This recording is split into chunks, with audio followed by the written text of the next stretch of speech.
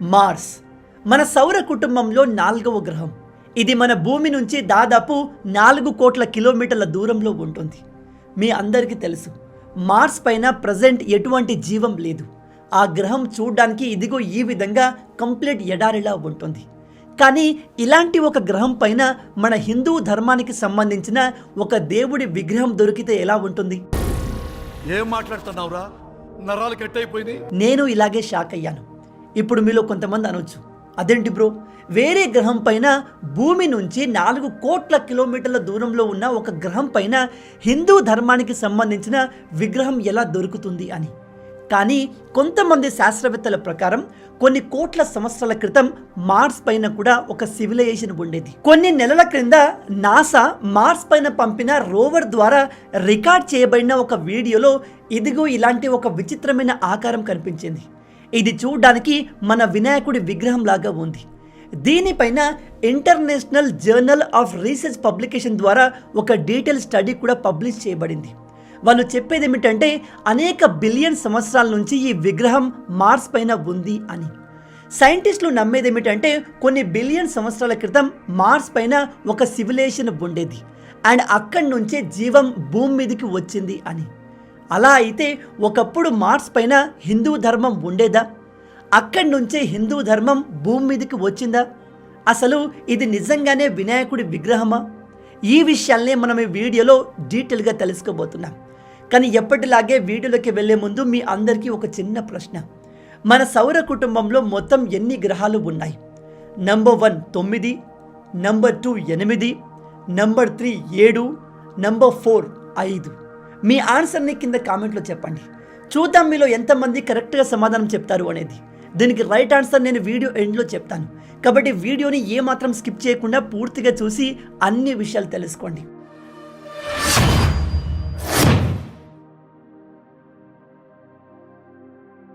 ఇక్కడ కనిపిస్తున్న ఈ ఆకారాన్ని చూడండి. దీని పేరే వీనస్ ఆఫ్ హోల్ ఫైల్స్. ఇది ఇప్పటి వరకు మనుషుల చేత తయారు చేయబడిన అత్యంత పురాతనమైన విగ్రహం. ఇది జర్మనీలో దొరికింది. కానీ ఇప్పుడు మనం మాట్లాడుకోబోయే విగ్రహం ఆల్మోస్ట్ బిలియన్ సంవత్సరాల పురాతనమైంది. అంటే 100 కోట్ల కంటే ఎక్కువ సంవత్సరాల పురాతనమైంది. అంటే భూమిపైన మానవులు పుట్టక ముందే ఈ విగ్రహాన్ని తయారు చేశారు. అది ఎలా పాసిబుల్ అంటే ఈ విగ్రహాన్ని తయారు చేసింది మనుషులు కాదు, మార్స్ పైన ఆ సమయంలో ఉండే ఏలియన్స్. కానీ ఇందులో నిజమెంత? మార్స్ పైన వినాయకుడి విగ్రహం దొరికింది అనే విషయం జూలై 2023లో బయటకు వచ్చింది. ఆ సమయంలో మార్స్ పైన తిరుగుతున్న నాసా రోవర్ ఒక వీడియోని రికార్డ్ చేసి భూమికి పంపింది. ఆ వీడియో మొదట్లో చూడడానికి చాలా నార్మల్గా అనిపించింది. నేను మీకు స్టార్టింగ్లో చెప్పాను, మార్స్ అనేది ఒక కంప్లీట్ ఎడారి గ్రహం. అక్కడ ఎటు చూసినా మీకు రాళ్లే కనిపిస్తాయి. కొన్ని కోట్ల సంవత్సరాల క్రితం అక్కడ నదులు ప్రవహించేవి అని చెప్పడానికి నదుల ఆనవాళ్లు కూడా ఉన్నాయి. అయితే ఆ వీడియోలో ఒక టైం దగ్గర ఒక స్పెసిఫిక్ ఆకారం కలిగిన రాయి కొంతమంది సైంటిస్టులకు కనిపించింది. అది చూడడానికి న్యాచురల్గా ఏర్పడిన ఆకారంలా లేదు. దాన్ని కాస్త కేర్ఫుల్గా గమనిస్తే అది మన హిందూ దేవుడైన వినాయకుడి విగ్రహాన్ని పోలి ఉంది.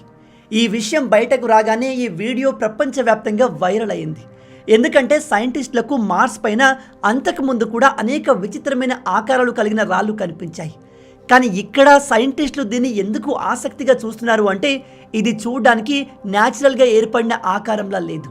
దాన్ని ఎవరో చెక్కినట్టుగా తయారు చేసినట్టుగా ఉంది. సేమ్ ఇలాంటి న్యూసే 2015లో కూడా వచ్చింది. అప్పుడు పబ్లిష్ అయిన ఇండియా టుడే ఆర్టికల్ ప్రకారం మార్స్ పై ఉన్న క్యూరియాసిటీ రోవర్కి గౌతమ బుద్ధుడి స్టాచ్యూ లాంటి ఒక ఆకారం కనిపించింది.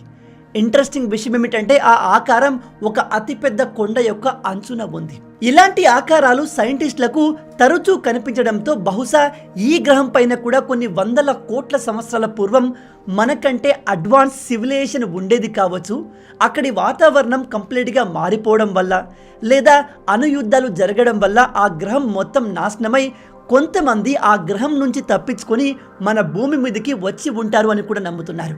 ఇక ఈ పూర్తి విషయం గురించి రీసెర్చర్లు ఏం చెప్తున్నారు అనే విషయానికి వస్తే, మార్స్ పైన లభించిన ఈ వినాయకుడి విగ్రహం లాంటి ఆకారం పైన international journal of research publication ఒక డీటెయిల్ ఆర్టికల్ని పబ్లిష్ చేసింది.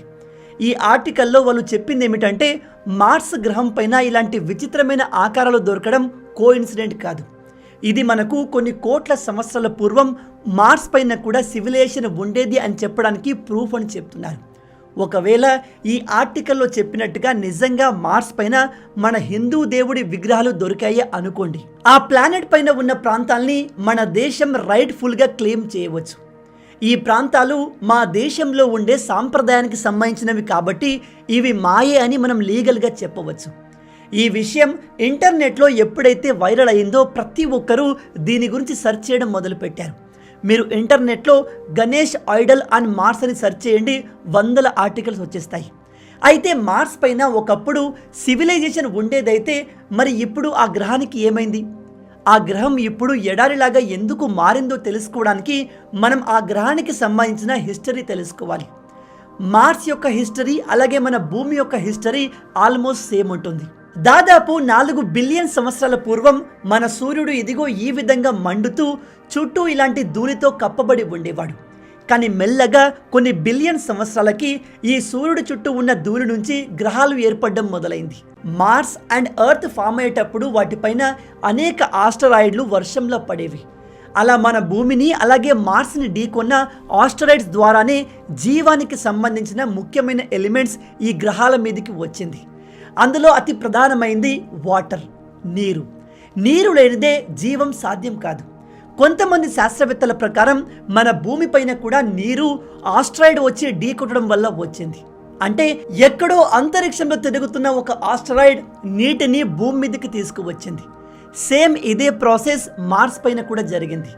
అందుకే మీరు ఇప్పుడు మార్స్ ఉపరితలాన్ని గమనిస్తే నదులు పారిన ఆనవాళ్ళు క్లియర్గా కనిపిస్తాయి. అంటే ఒకానొక సమయంలో మార్స్ పైన కూడా సముద్రాలు, నదులు ఉండేవి.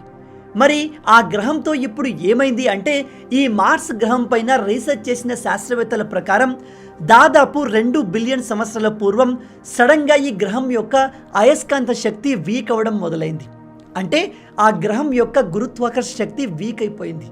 దాంతో ఆ గ్రహంపై ఉండే వాతావరణం మెల్లగా అంతరిక్షంలో కలిసిపోయింది. మన భూమికి ఉండే గురుత్వాకర్షణ శక్తి అనేది మనల్ని సూర్యుడి నుంచి వచ్చే పవర్ఫుల్ రేడియేషన్ నుంచి కాపాడుతుంది. ఇదే ప్రాసెస్ మార్స్ పైన కూడా జరుగుతుంది.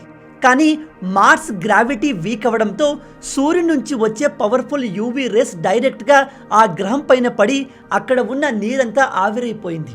మెల్లమెల్లగా ఆ గ్రహం మొత్తం జీవులు జీవించడానికి పనికి రాకుండా ఎడారిలాగా మారింది. అయితే కొంతమంది సైంటిస్టులు ప్రపోజ్ చేసిన థియరీ ప్రకారం మార్స్ పైన అక్కడి వాతావరణంలో మార్పులు జరుగుతున్నప్పుడు అక్కడ ఉన్న అడ్వాన్స్ సివిలైజేషన్ మెల్లగా భూమి మీదకి షిఫ్ట్ అయి ఉండవచ్చు అని. భూమికి మార్స్కి మధ్య దూరం దాదాపు 4 కోట్ల కిలోమీటర్లు ఉంటుంది. ఈ డిస్టెన్స్ మనకు ఎక్కువగా అనిపిస్తుంది కావచ్చు, కానీ ఒకవేళ అక్కడి సివిలైజేషన్ అడ్వాన్స్ అయితే వాళ్ళు చాలా ఈజీగా మన భూమి మీదకి వచ్చి ఉండవచ్చు. అలా వచ్చిన వారితోనే ఆ గ్రహంపై ఉన్న హిందూ ధర్మం, బౌద్ధ ధర్మం ఈ భూమి మీదకి వచ్చి ఉండొచ్చు అనేది కొందరి వాదన. ఇప్పుడు మనం ఈ థియరీస్ అన్నిటిని పక్కన పెట్టి రియాలిటీలోకి వద్దాం. అసలు మార్స్ పైన నిజంగా వినాయకుడి విగ్రహం దొరికిందా లేదా అనే విషయం పైన సైంటిఫిక్ కమ్యూనిటీ ఏం చెప్తుందో తెలుసుకుందాం. నేను మీకు స్టార్టింగ్లో చెప్పిన ఈ రీసెర్చ్ పేపర్ గురించి మాట్లాడితే దీన్ని పబ్లిష్ చేసింది రోజుకుర్తి సుధాకర్ రావు.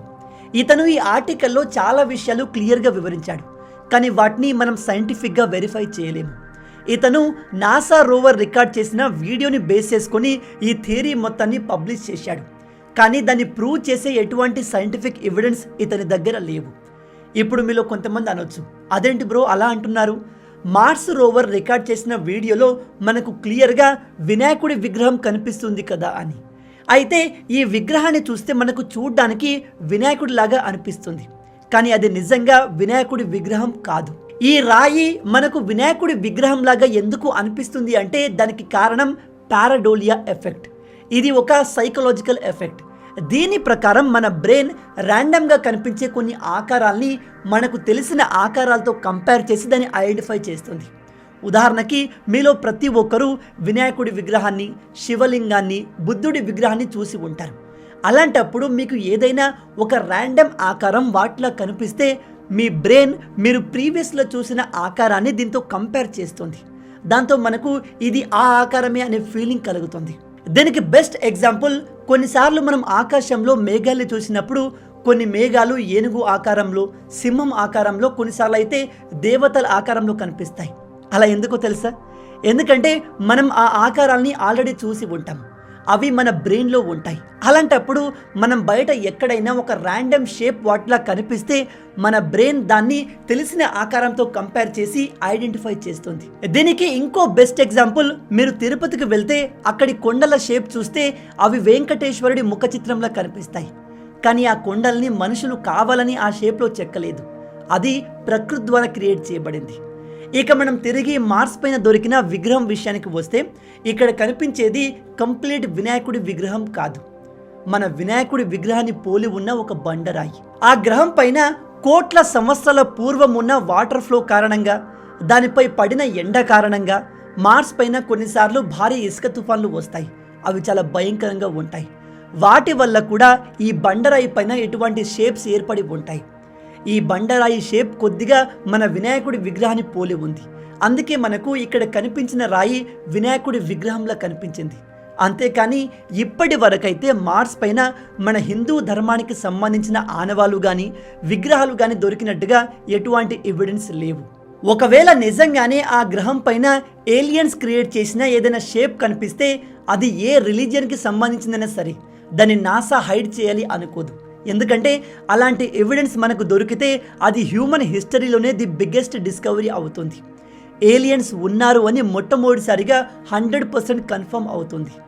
నాసా 100 కోట్లు ఖర్చు పెట్టి క్యూరియాసిటీ రోవర్ని మార్స్ పైన పంపిందే అలాంటి డిస్కవరీ చేయడానికి. కాబట్టి నాకు తెలిసి ఇప్పటి వరకైతే నాసాకు కానీ ఇతర ఏ స్పేస్ ఏజెన్సీకి కూడా మార్స్ పైన ఒకప్పుడు జీవం ఉండేది అని చెప్పడానికి ఎటువంటి సాక్ష్యాలు దొరకలేదు. ఇప్పటికైతే మార్స్ గ్రహం ఒకప్పుడు నీరు కలిగిన ఎడారి గ్రహం. ఇలాన్ మాస్క్ ఈ గ్రహం మీదకి వెళ్ళాలని టార్గెట్గా పెట్టుకుని పనిచేస్తున్నాడు. అండ్ వీళ్ళు రాబోయే 5-10 సంవత్సరాల్లోనే మార్స్ మీద చేరుకుంటామని చాలా కాన్ఫిడెంట్గా చెప్తున్నారు. మరి ఇలాన్ మాస్క్ ఈ మిషన్లో సక్సెస్ అవుతారా లేదా తెలియాలి అంటే మనం ఇంకొన్ని సంవత్సరాలు వేచి చూడాలి. మొత్తంగా ఇవి ఈ వీడియోకి సంబంధించిన పూర్తి విషయాలు. కానీ ఒకసారి ఇమాజిన్ చేయండి, నిజంగానే నాసాకు మార్స్ పైన మన హిందూ ధర్మానికి చెందిన విగ్రహాలు దొరికితే ఎలా ఉంటుంది? దానిపైన ప్రపంచం ఎలా రియాక్ట్ అవుతుంది కావచ్చు? మీ ఆలోచనల్ని కింద కామెంట్లో చెప్పండి. ఇక నేను మిమ్మల్ని మొదట్లో అడిగిన ప్రశ్నకు సమాధానం విషయానికి వస్తే మన సౌర కుటుంబంలో మొత్తం ఎన్ని గ్రహాలు ఉన్నాయి? దీనికి రైట్ ఆన్సర్ నెంబర్ 2, 8. ఇంతకు ముందు మనం 9 గ్రహాలు ఉన్నాయని చదువుకున్నాం. ఆ సమయంలో ప్లూటోని కూడా గ్రహాల లిస్టులో ఇంక్లూడ్ చేసేవారు. కానీ తర్వాత తెలిసిన విషయం ఏమిటంటే ప్లూటో అనేది ఒక కంప్లీట్ గ్రహం కాదు. అది ఒక డ్వార్ఫ్ ప్లానెట్, అంటే పరిపక్వం చెందని గ్రహం. కాబట్టి దాని లిస్ట్ నుంచి తొలగించేశారు. మీలో ఎంతమంది దీన్ని కరెక్ట్గా ఆన్సర్ చేయగలిగారు? హానెస్ట్గా కింద కామెంట్లో చెప్పండి. మొత్తంగా ఇవే ఈ వీడియోకి సంబంధించిన పూర్తి విషయాలు. ఈ వీడియో మీకు నచ్చింది అనుకుంటున్నాను. నచ్చితే అలా ఊరికే చూసి వెళ్ళిపోకుండా వీడియోని లైక్ చేయండి. ఈ వీడియోకి నేను మీకు ఇచ్చే లైక్స్ టార్గెట్ 5000 లైక్స్. చాలా ఈజీ, సింపుల్గా చేసేయండి. మీరు కొట్టే లైక్స్కి కింద ఉన్న లైక్ బటన్ పగిలిపోవాలి. అలాగే ఇలాంటి మరిన్ని ఇంట్రెస్టింగ్ వీడియోస్ కోసం మన ఛానల్ని సబ్స్క్రైబ్ చేసి మమ్మల్ని సపోర్ట్ చేయొచ్చు కదా. ఇది మీకు కంప్లీట్లీ ఫ్రీయే. కానీ మీరు చేసే ప్రతి ఒక్క లైక్ అండ్ సబ్స్క్రిప్షన్ మాకు మరిన్ని వీడియోస్ చేయడానికి ఒక మోటివేషన్లా ఉంటుంది. కాబట్టి వీడియోని లైక్ చేసి ఛానల్ని సబ్స్క్రైబ్ చేయడం మర్చిపోవద్దు. రాబోయే వీడియోలో ఇంకో ఇంట్రెస్టింగ్ టాపిక్తో మళ్ళీ కలుద్దాం. అంటిల్ దెన్, జై హింద్.